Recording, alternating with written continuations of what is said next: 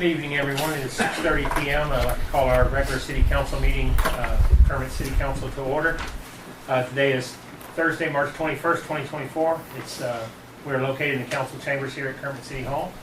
If you all don't mind, stand with us to do our pledge of allegiance and invocation, and we'll get rolling along. I pledge allegiance to the flag of the United States of America and to the republic for which it stands, one nation, under God, indivisible, with liberty and justice for all. Honor the Texas flag. I pledge allegiance to thee, Texas, one state, under God, one and indivisible. Councilmember Hayes.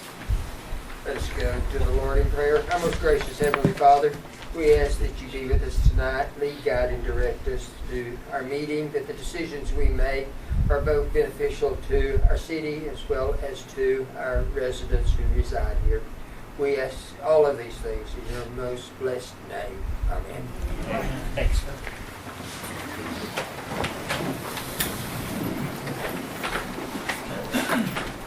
Moving on the agenda, do we have any proclamations or awards to present, Mr. Mike? No, sir, we do not.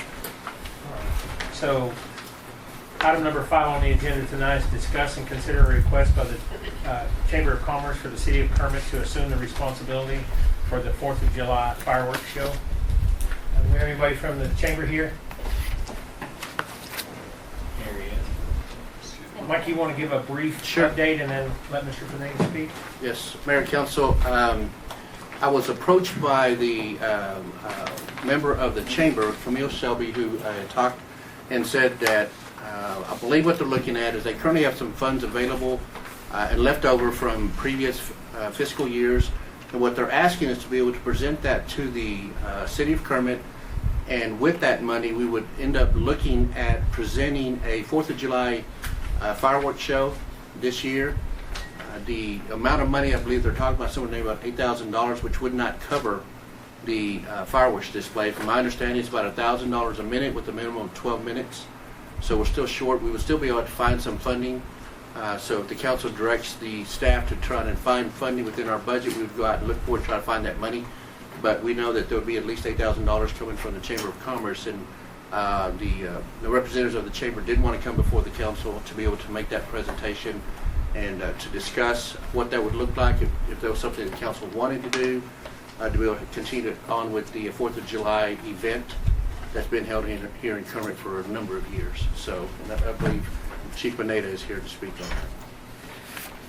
Good evening, Mayor. I don't know if y'all, he pretty much explained everything, so I don't know if y'all have any questions or. What is the deadline that we would have to order these for? I mean, do we have time? Every company is different. Okay. The guy that we normally deal with every year is pretty much been asking us for the last couple weeks already. You have to do the half down payment pretty soon, and then which is the $6,000. If you do the minimum is 12 minutes. We're normally in the last few years, I think we've been doing 15 to 16 minutes, more or less. So. Maybe a little less than that, but we haven't been doing the normal 12. We've upped it a little bit every year. So Seems like it's longer than that. Yeah. When you said there. So how much would the 15 minutes be? 15 minutes, 15,000. It's about $1,000 a minute. It's about $1,000 a minute.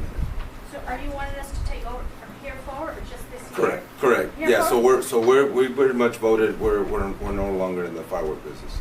We're just. Lack of funding, having to try to raise it every year, 15, 20,000. And we also fund a lot of the other activities that go on in Kermit. And plus, we're manpower and stuff as well, trying to get that going. We've done it the last several years, and we've tried to, through the county and trying to get funding and help. And it's just been overloading our organization. So the 8,000 we have is what's extra from last year's donation. So we figured we would offer that and see if there's a way that it can still be done. We still will do 4th of July festivities, just not the fireworks is our thing. With the hotel motel tax, we can still do plenty of other activities. We just can't pay for the fireworks. So this year we're only doing a one-day event just because 4th of July falls on Thursday, and a lot of the banks and stuff are still working Friday. So to do a 2-day event, it's very difficult to figure out, do you do a Wednesday Thursday event, or do you do a Thursday, Friday, but people are working Wednesday and Friday. So it's, in order to qualify for the hotel motel, it'd be real difficult to try to get that participation from everyone. So this year it would be just a one-day event. The parade, Possibly, pageant. yes. Possibly, yes. What about, like, who does the manpower, like, who does the show? It's a hired company Oh, that so comes. you hire somebody to actually do Yes. it? It's a pyrotech, basically. Okay. The guy that we're using is out of San Antonio, Okay. and we can provide all the information and all of that Okay. if you guys approve the. So basically, the chamber is offering, or not offering, they're donating $8,000 to the city in hopes that they use it for fireworks display. Towards the fireworks. Okay. Correct. Yeah, the 8,000 will be for if you guys decide to do the fireworks show. Now, Mike, I have a question. So if we do take it on, can we still do like the fundraisers, or do we have to come up with from the hotel motel money, or? Well, we would not be able to use a hotel motel money in this respect because of the fact that, the key to hotel motel is heads and beds. So if it's going to be a one-day event, the likelihood of getting somebody to overnight here becomes slim to none. And I don't think we can justify doing it for a one-day event. If we had a two-day festival, very similar to Kermit Celebration Days, at that point in time we can use hotel motel money. Okay. Correct. But in this case, not. So fundraising can still occur if there's people that want to donate to it. And then what would be remaining, we would have to just find in our budget to be able to cover the rest. And also, just a reminder, we were denied firework money last year from the hotel motel. They told us that was not Yeah, eligible. you can't use hotel. So you motel can't for- use it at all for fireworks. You can use it for the bands, and Right. it's a very thin list of what you can use it for. I think the entertainment, not the stage, I believe, advertisement, but fireworks was strictly prohibited from last year's approval, like when we came to get approval. But it also will depend too on if we're under a burn ban, situation of a burn ban too. We've run into that situation in the past. Yeah, that'd be something we'd have to look at with the county and work with the county judge and the commissioner's court on that. It'd have to be an extreme measure. I don't think it's been denied in very many years, but We had it's a- one year, it's been several years ago, I know, all the counties around here, Correct. we couldn't move forward because of that. Usually the fire department provides pretty good Yes. surrounding protection, so they're usually not, the county's not usually too worried about the main pyrotechnic part of it. If it's the, people doing their own fireworks, I think that's where they kind of step in. They're gonna do it anyway. Do I hear any more comments or motion? Well, I mean, I think this is good for the city of Kermit. I think everyone enjoys the fireworks show. I hate to see it eliminated. Correct.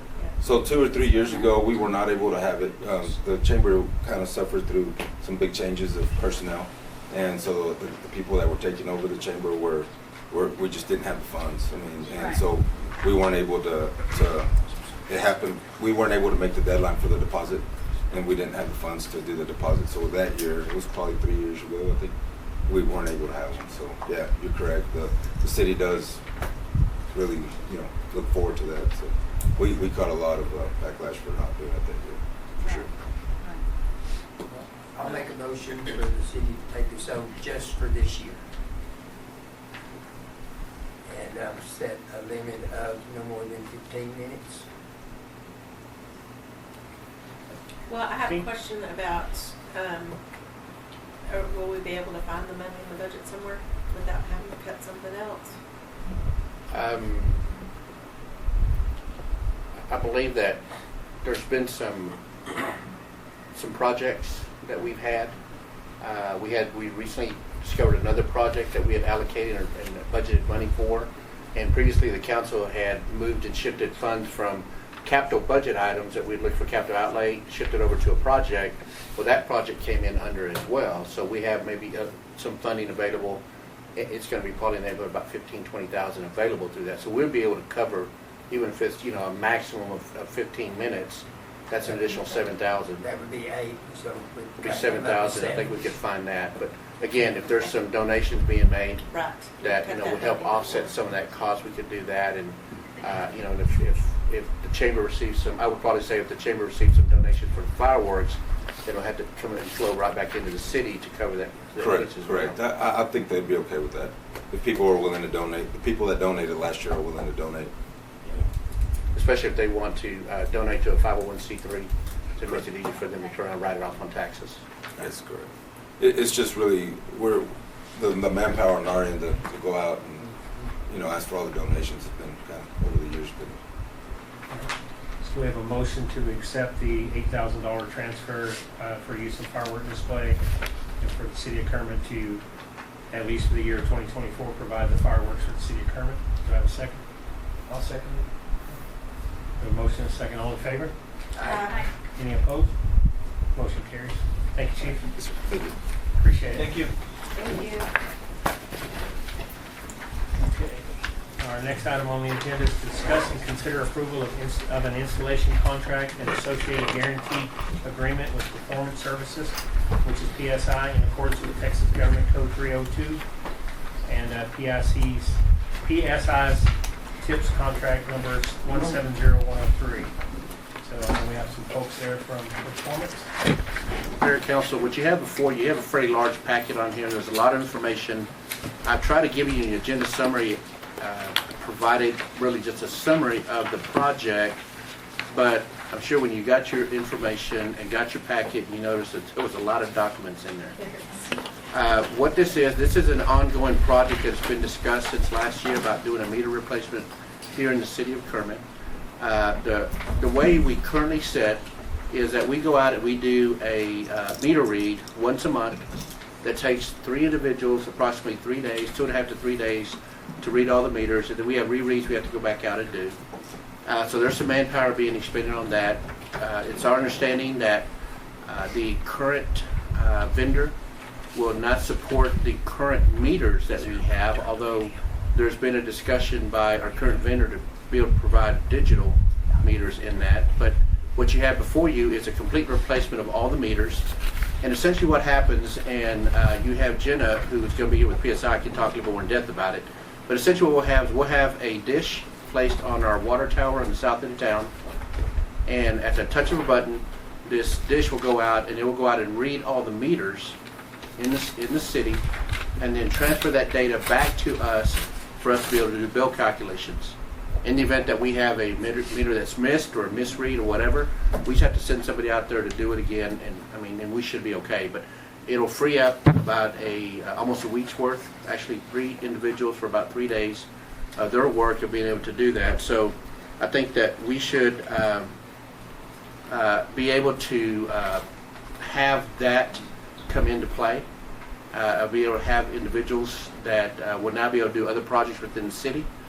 Now the thing is also is that we also have an individual, our financial advisor with Bosque Advisors, Mark Valenzuela is here also to talk to you about the financing portion of this, because you noticed in the documentation that it has about a $3.2 million price tag on it. And so this is a kind of a large ticket item that we wanted to bring for the council and be able to have this discussion. So we have representatives from PSI here and then representatives from Bosque Advisors to be able to talk about the financing portion of it. And if you've got any questions for me, I'll be more than happy to answer them. And if not, we do have Jenna Shenandoah that's here. Thanks, Jenna. Hi. Hello. So if you guys want to go through the packet, I wanted to start off with a little bit of history and just a reminder, I'm Jenna.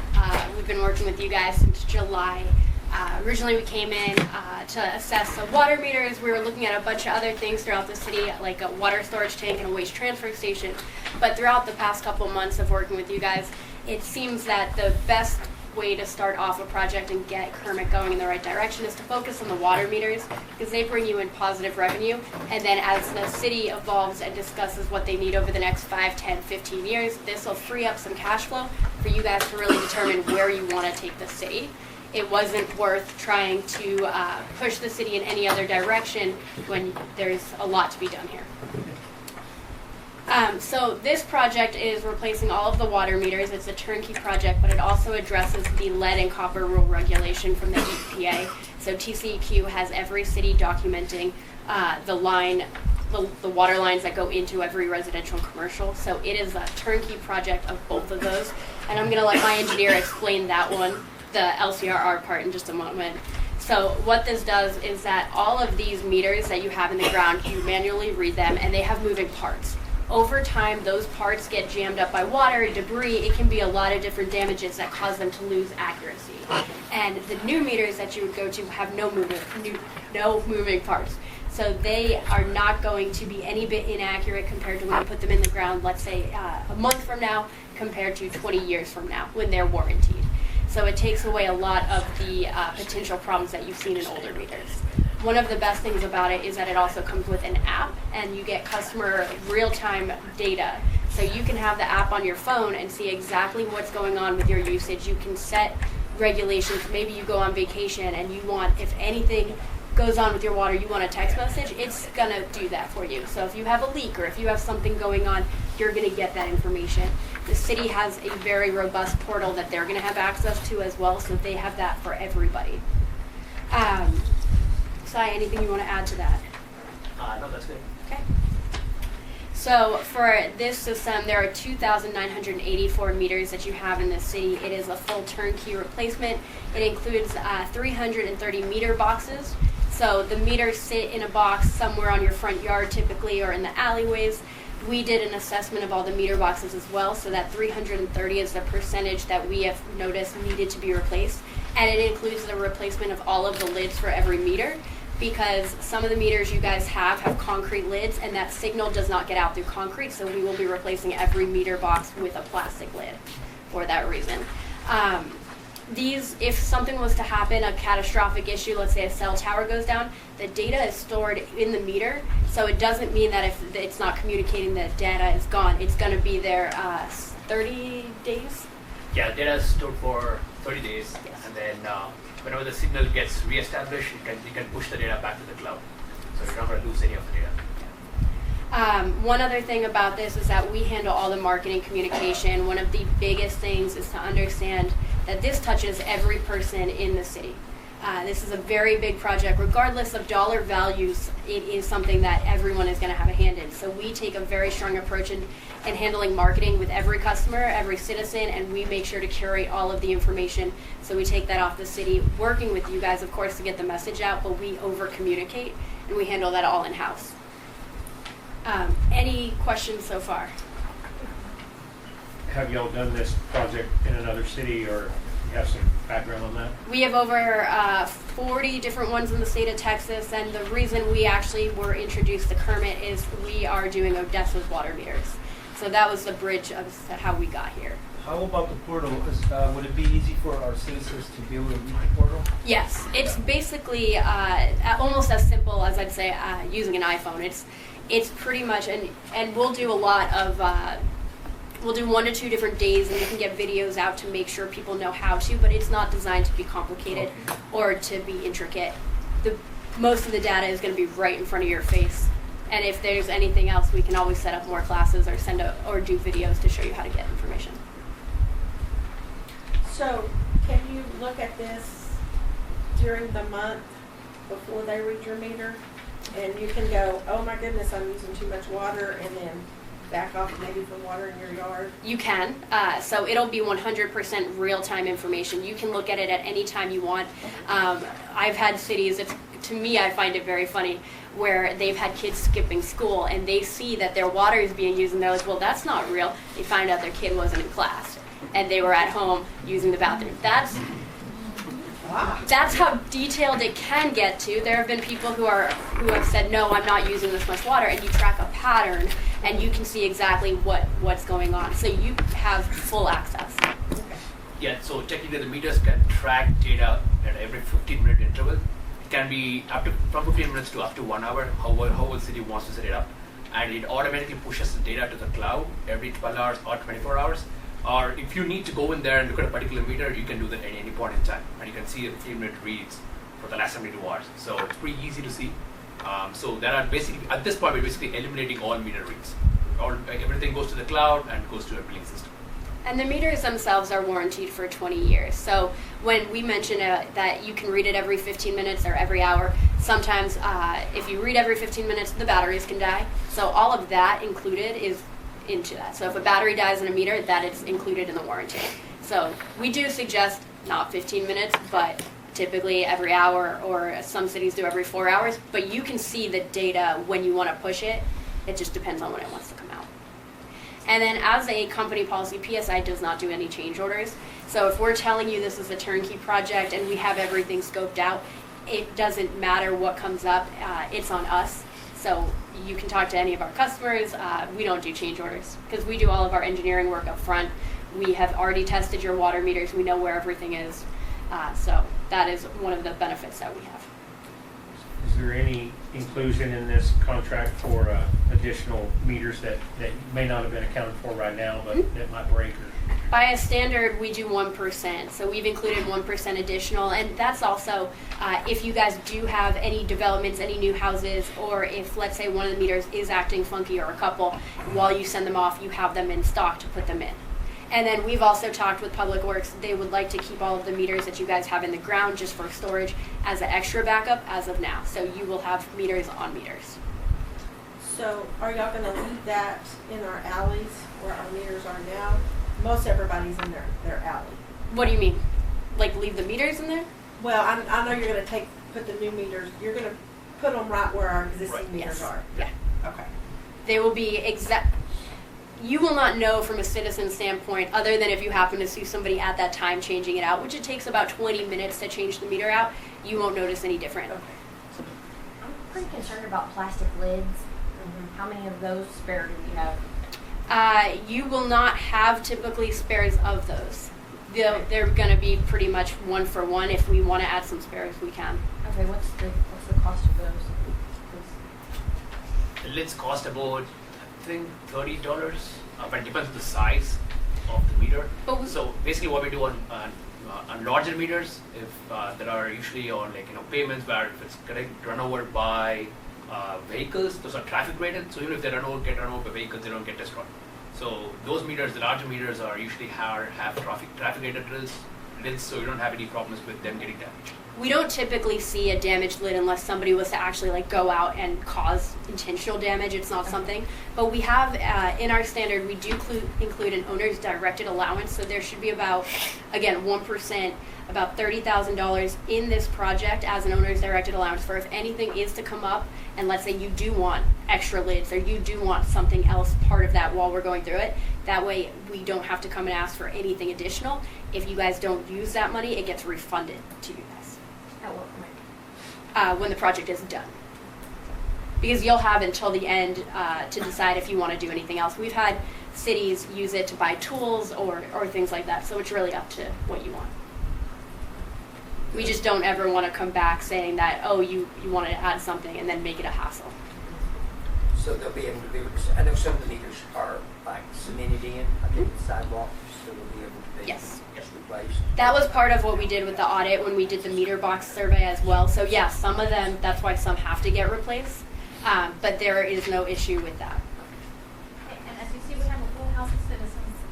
The question is, how will it affect our citizens? On average, we see some people go up. It's typically on average $5, but we have also seen some people go down. So it's really a balancing thing, but we don't typically see more than that. And for the crowd, can you kind of explain how those meters work? Are they mechanical? Are they? I'm going to let him do that. Yeah. So the current meters are mechanical, so they do have a moving part. So what happens is, as the water flows through the meter, the moving part basically just does the amount of water going through the meter. So that translates into your bills, basically. What we're doing now is we're basically putting in, the new meters come with sound sensors, so basically they just sense sound waves through the water, so they don't really have any moving parts. So it doesn't matter if your water is dirty, it has debris, it doesn't really affect the quality because there are no moving parts, I think it's going to get stuck. So sound waves basically transmit through the water, and the speed of the sound waves determine how much water you're using. And that's going to be accurate for at least 20 years. That's what's guaranteed. And so when these meters go in, they're tested, and they get tested, they have to be, we guarantee them at 98.5%, but I'll get into that in a moment. But the meter manufacturer will send them out at 100, so you will not see them dip below 100 because they don't have anything that can degrade them. So from now and onward to the 20 years, it's just more than that after 20 years. Typically the technology changes. Doesn't necessarily mean that they're going to be inaccurate. Any questions before I jump forward? How how long will it take, do y'all think it'll take to replace all of the meters? We view this to be an 8-month project because it takes about 6 to 8 weeks to get the meters ordered. They're not out far right now, but we build the network first. So if you guys look at the next page, one of the things that we do is a propagation study. So that's basically figuring out where we need to put readers and the base station that's going to be able to read all the meters. So our first step is pretty much traveling around the whole city, making sure everything can read while that network is getting created. And then when the meters come in, that's when we start installing them. So we do that groundwork ahead of time, and then we're communicating with your billing integration. So all of that gets done up front. How do the meters do under critical weather, like in winter, for example? So they don't freeze. They would have to be down to like -30. Yeah, and we haven't seen in Texas. I don't ever want to see those temperatures go, but they're like 160 or something. And these meters are used in all different climates, so there's nothing we should be seeing here that's different. So that propagation study shows that you guys have one base station. You do not need any repeaters. The city of Kermit is dense enough that the majority of your meters are going to be within a certain area. There are a couple that are further out, and so we did an assessment to make sure the ones that are furthest out are still going to read, but those, when we start the network, are going to be the first ones we go to test. So we start our way out and work our way in. All right, before I get to the really fun stuff of the overwhelming numbers, any more thoughts on the technology? Okay. So the meter testing, which is that table you have in front of you, what we're showing you right now, and focus on the measured meter accuracy, is that you guys were testing on average at 90.8% accurate. So 9.2% is missing from your budget. Essentially, the city is paying more for water that they're not getting back. Annually, throughout the different types of meters, what we're guaranteeing you, based on the gallons, so we base our accuracy on the gallons, but because of your rates, we've turned it into a dollar amount. While you change your rates, it can be different. But as of right now, with where your rates are today, it's $214,686 that you guys are not collecting because of the water loss. Which graph is this? It is the meter testing.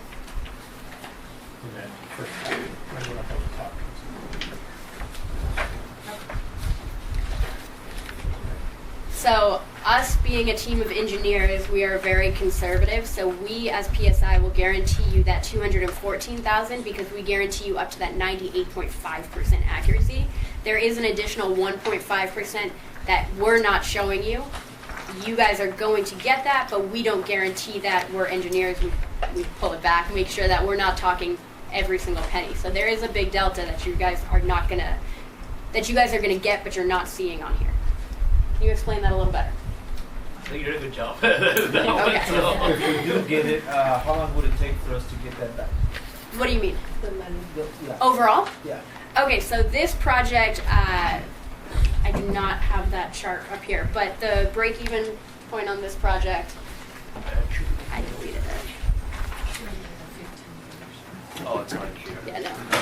I think actually what you're asking is The last page? the $200,000. Oh, so that would be every year. Okay. So that $214,000 is what you guys are going to be getting every year, but that is at today's rate. If you're going to increase your rates, it's going to go up. If you guys decide like, hey, free water, it's going to go down. And I think it's important to understand is that what they're talking about is that with our current meters, we're losing revenue because we've got leakage in our meters. That's basically what they're saying. So when we put this in, we're now collecting, initially 100%, but they're putting this at 98.5. That's the additional revenue that will be realized because of the fact by simply replacing those meters. And like Mike said, that was hard tested. We came out here, we tested your meters. We know that number because we actually did test sample size. When we come in and replace every single one of them, and cities I've worked with, we test more as we take them out, and we typically, and we don't guarantee that number, but we do see it grow. City of Waxahachie we've worked with, theirs almost doubled when we tested more meters. So it can grow. This is your savings being conservative. The next slide that we have is just an example of the meters that you were talking about, the concrete ones as well, just showing you what you have in the ground, the mix of the concrete tops and plastic tops. And I did see y'all allocated for about an additional 700 lids already in that quote. Yes. So, If my computer worked, I'd get to my next page. All right. So the final cost of the project is $3.2 million. But what we're showing you is that 28.9 million gallons per year is going to be recovered, which is what allocates to that 214,000.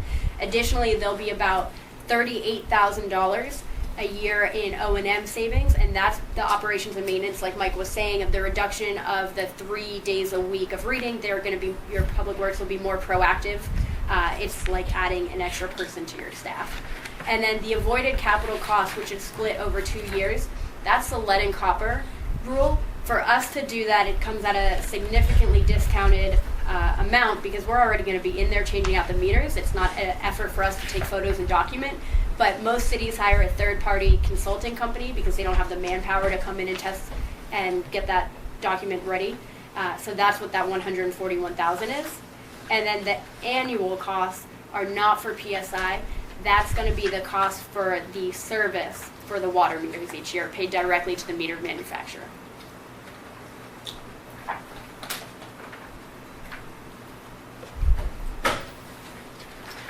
So these projects have to be cash flow neutral by law. Texas legislation means that they cannot cost a single penny from your budget. Yours is cash flow positive. Typically we see that when we're talking water meters. And this, just to bring it back with the savings, this is what would have allowed for you guys to have built a waste transfer station or done any of the other projects, because it does give you that that cash flow. So by pulling that back, that's money that you guys are going to have every year to do whatever the city needs to do.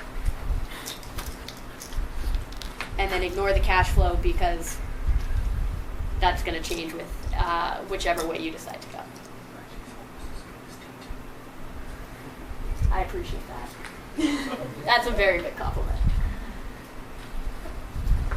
And a part of this project is that they're also required to have a third-party engineer certify the cost savings, and you do have a letter from B, which is a engineering firm, but they did the energy efficiency on it.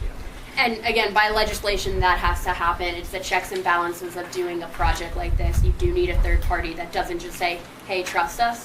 So they went through it. They made modifications. They worked with Psy on this, and things had changed. So there were some things that they did.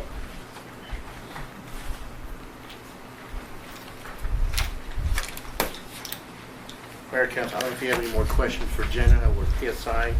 As I mentioned, we also have Mark Valenzuela with us, who's with Bosque Advisors, who can kind of go through the financing portion of it. You have in the documentation that was provided to you by PSI a kind of a project cash flow, which is the last, on this document here, it's the last page. It's the most overwhelming page, and I apologize. Yeah, and that's it, but that was what was provided to you by PSI. That information was used by Bosque Advisors to try and run some numbers again. And in my agenda summary, I stated about possible COs to do this, but Mark has done some additional kind of research, and so he has some other things he can begin to start talking to the council about. On the financing side, if you're ready to start that point, if you still have some questions about the project, we can keep Jenna up here a little longer and keep crucifying her. One of the things to note with these projects, the typical way that most cities go is a tax exempt lease purchase. So one of the biggest things is that this is not, and the video? Yes. Come on up here. From a tax exempt lease purchase, it doesn't sit on your books as debt. You're not going to see that 3.2, you'd see the annual payment, but this is entirely how you want to do. Sure. Great. Thank you, Mayor. May I have permission to hand out a presentation that I don't believe that you have in your packet? Yes, And I please. apologize for getting it out. My analyst will hand it out. So, thank you for having us, and Mike for inviting us. My name is Mark Valenzuela. I serve as your financial advisor with Bosque Advisors. Glad to be here. As Nathaniel's handing that out, you know, we've looked at the materials that PSI has has provided to Mike and to the city. And we're not engineers, we're really just looking at this from a financing perspective. So I won't really comment anything about the project because I'm not qualified to comment about the engineering side of the project. But we would point out a couple things on the financing side. PSI talks about a 4.94% financing cost over a 20-year period, which is what you see in those cash flows on the last page of their presentation. That is not an unreasonable interest rate for a tax-exempt lease. So no concerns about that. But what Mike had asked me to do is take a look at some other options. What might the city be able to do in terms of financing this project rather than using a tax-exempt lease at 4.94%? And so that's what my presentation is about, and I'll show you a couple different options compared to that. A couple of other things I just wanted, and I think Jenna did a good job of explaining that the cash flows that you see in the project are not necessarily the same as the guaranteed amount that PSI will stand behind. These projects become bankable, so to speak, because there is a guarantee behind them. Again, think of you as being an investor and wanting to invest for 20 years in a tax-exempt lease structure where the savings may not materialize. There could be several reasons why that wouldn't happen. And so what makes them bankable, these kinds of transactions, are the fact that you have a company that will guarantee those savings. And that's the important part.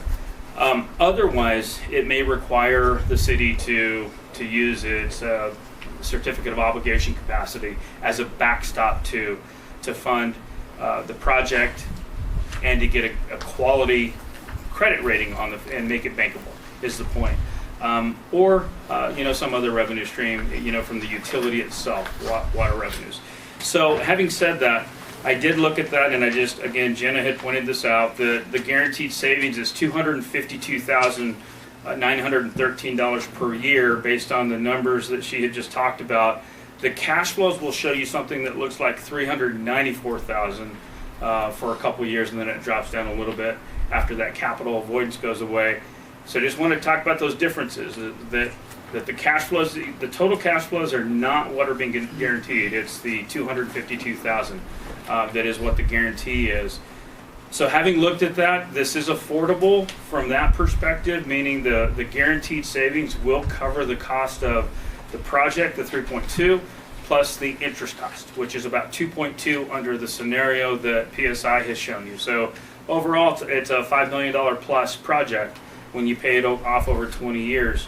So based on these cash flows, yes, this is affordable for the city from those savings, and the city would end up with an additional $1.7 million over that 20-year period from additional revenues that I think Jenna did a good job of explaining.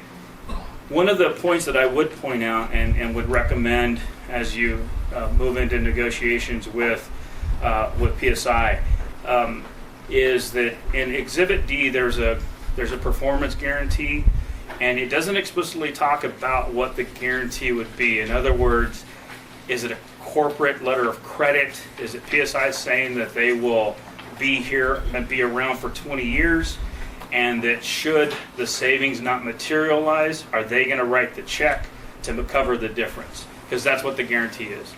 If those savings don't hit 1 year, PSI is going to write you a check for the difference. But the concern in these deals, and I've done them in New Mexico and in Texas, is what happens if PSI goes away? Where's the guarantee? And so typically cities like to have some kind of a surety or some kind of a policy in place to ensure that there's something behind the guarantee. And I didn't necessarily see that explicitly shown in Exhibit D, and so I would just recommend that as you enter those negotiations that you make that part clear. So having said that, let me move through this presentation. The second page is simply that cash flow that PSI has prepared for you. And again, I've mentioned these numbers, but if you implement this project, total revenue savings for the city would be $7.2 million over 20 years. The project itself is almost $3.3 million. Interest cost at 2.2, so you're all in on the financing at 5.5 roughly. And then of course there's 1.7 million remaining excess revenue to the city over that 20-year period. Again, that's at 4.94 financing cost. The next page, and it's titled 20-year cash flow public bond market.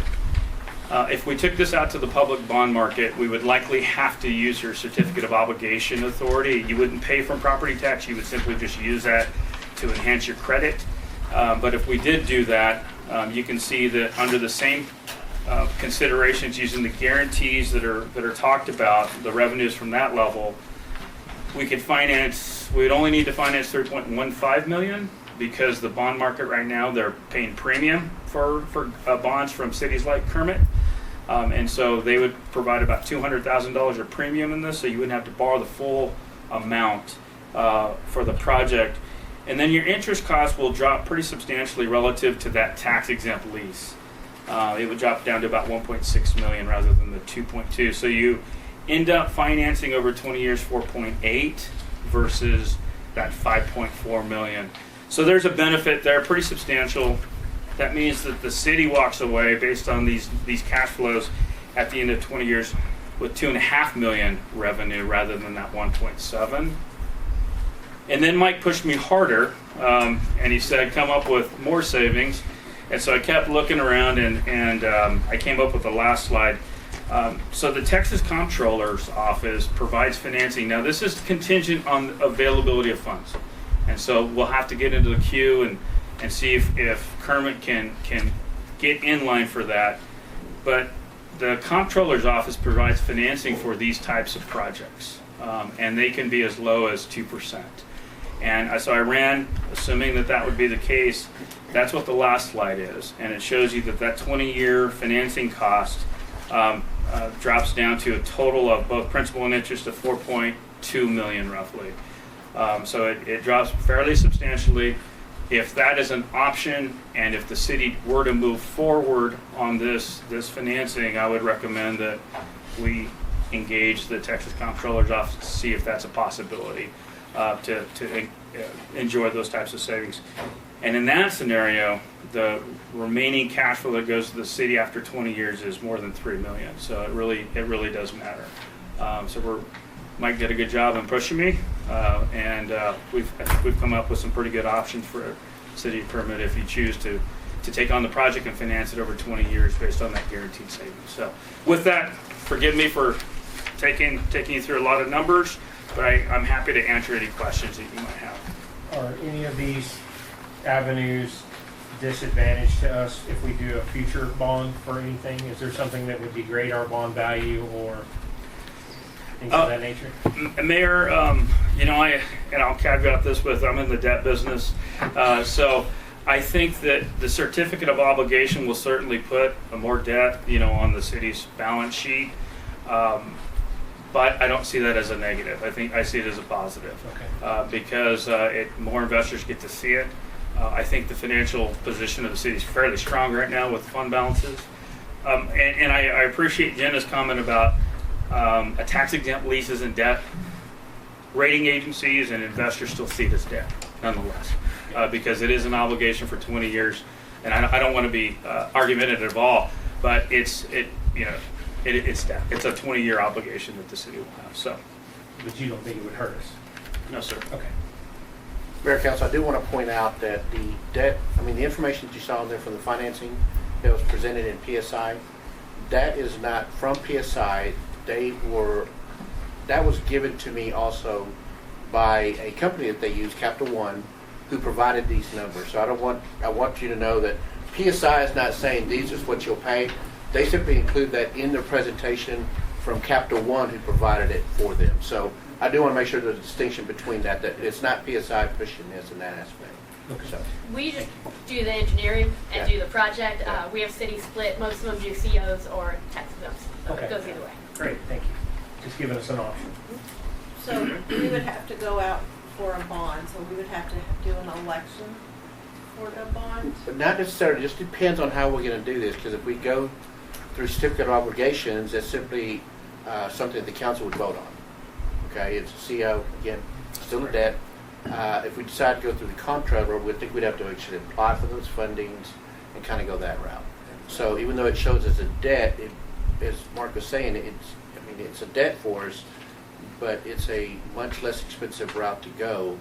And then with the guaranteed savings that we have, essentially what happens is that the city is not out any money, and through the proposals brought forth by Mark, the city will see a longer savings through the course of this project than they would see if we stayed put right now. So it's not a bond election. So basically, if we went through went through the state comptroller's office when we file an application, do we have to have any type of backup collateral security? What? Mark? Yeah, Mayor and Councilor, those are details I need to dig into, to be frank. I trust that the comptroller's office will want some level of backstop, on the transaction.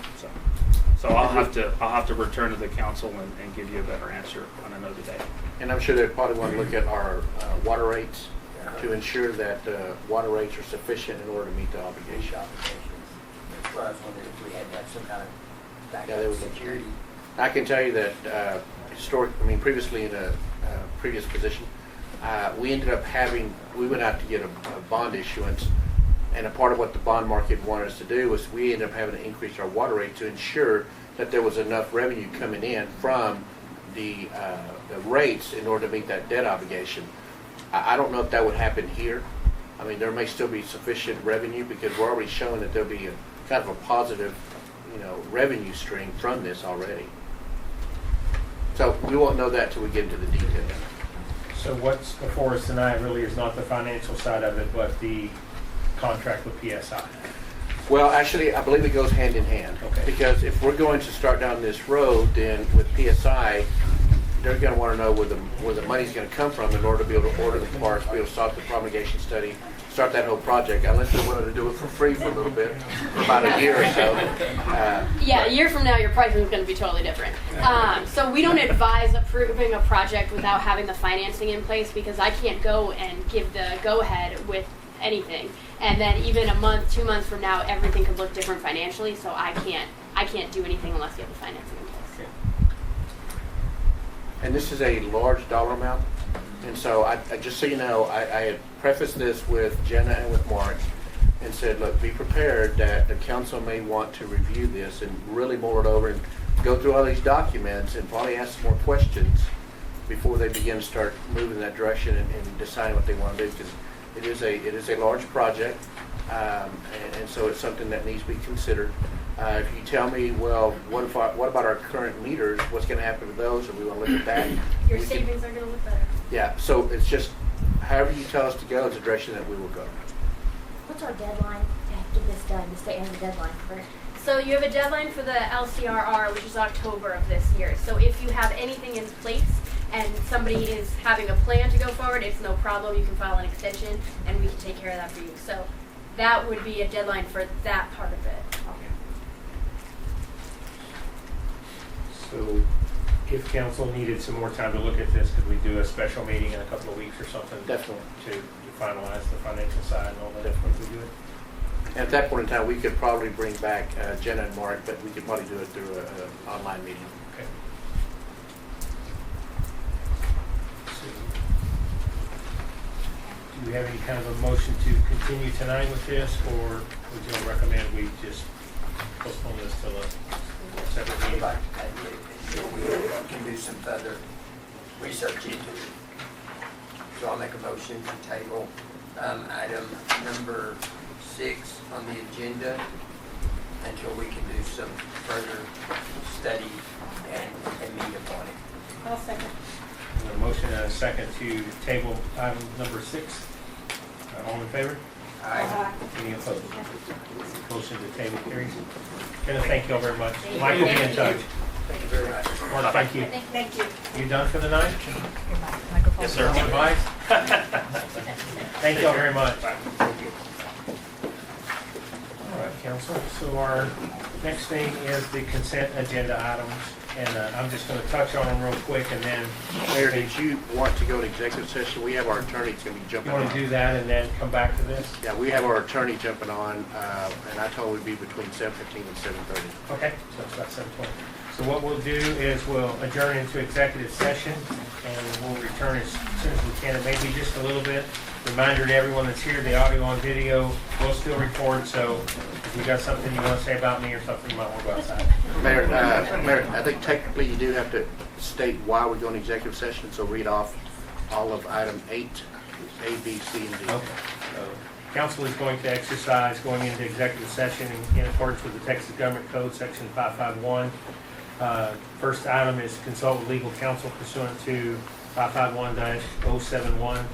It's a government code for advice about pending or contemplated litigation, settlement offers, or on matters in which the duty of the attorney with the Texas disciplinary rules of professional conduct in the state bar of Texas.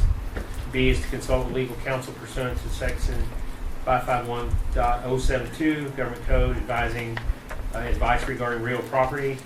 The third is to consult with legal counsel pursuant to 551.074 the government code for advice to deliberate the appointment, employment, evaluation, reassignment, duties, discipline, or dismissals of a public officer or employee, dash city manager, and consult with legal counsel pursuant to 551.087 the government code for advice regarding discussion or deliberation regarding economic development negotiations. So at this point, we're going to go into the time. It is 7:22 p.m. and we're going to adjourn into executive session. Y'all are welcome to move around. Just a reminder, audio and video. Mike, can we look into the video button?